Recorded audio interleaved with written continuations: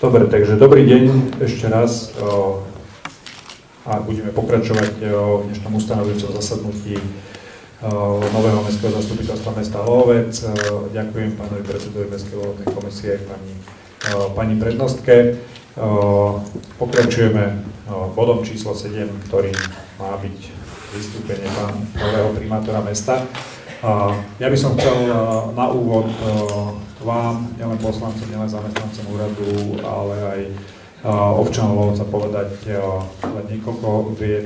V prvom rade chcem ešte raz poďakovať končiacemu primátorovi, končiacemu zastupiteľstvu.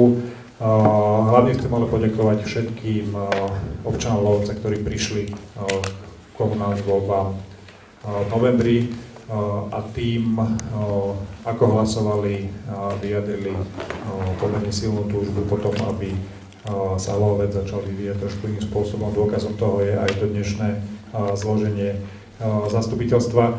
Rozumiem tomu, že tie očakávania sú vysoké, aj keď tie možnosti, ktoré má mesto, sú samozrejme do istej miery limitované, ale určite chcem spolu s kolegami v zastupiteľstve za tie 4 roky naplniť to, čo bol ten hlavný leitmotív našej kampane, to znamená urobiť z Hlohovca postupne lepšie miesto pre život a také miesto, kde všetci aktívni, ktorých sme mohli sledovať napríklad uplynulý víkend na zámku, ale aj pri ďalších akciách, ktoré sa v sobotu, nedeľu v meste konali, aby všetci títo aktívni ľudia mali priestor na to, aby mohli realizovať veci, ktoré sú v prospech všetkých Hlohovčanov.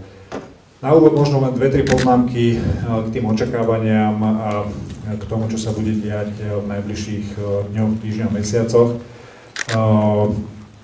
Ja viem, že tu sú očakávania na zásadné zmeny v obsahu, v personálnom obsadení a podobne. To, čo viem v tejto chvíli sľúbiť, jedna vec je, že určite chcem spolupracovať so všetkými, ktorí chcú a vedia pracovať a odvádzať dobrú prácu pre mesto Hlohovec.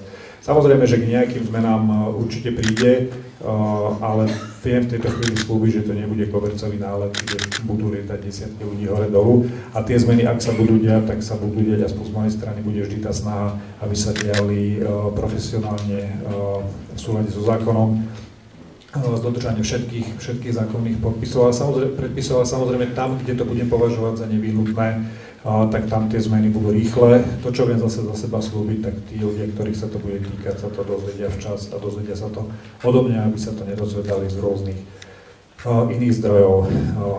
Aby som však pred Vianocami upokojil všetkých ľudí v meste, naozaj garantujem, že každý slušný a profesionálny zamestnanec mesta či mestských spoločností dostane príležitosť ukázať, že si vie svoju prácu zastať poctivo a takíto ľudia sa svoje miesta báť nemusia. Na druhej strane určite budem vyžadovať v prvom rade od seba, od poslancov, ale od všetkých zamestnancov, ktorých si Hlohovčania, vrátane nás, platia zo svojich peňazí, profesionalitu, slušnosť, lojálnosť k občanom mesta a nulovú toleranciu k korupčnému správaniu. Čiže ešte raz, tie očakávania sú veľké. Ja viem, že vekový priemer zastupiteľstva sa výrazne omladil, čo vzbudilo niektoré obavy u možno starších našich spoluobčanov.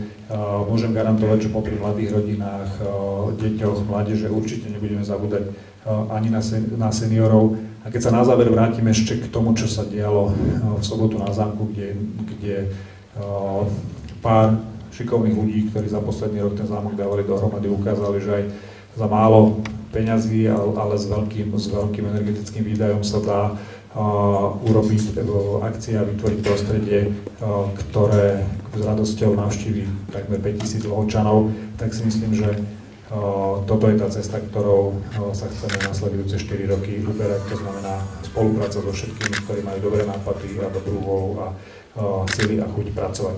Čiže ešte raz ďakujem za seba, ďakujem za novozvolených poslancov a navrhujem, poďme pracovať.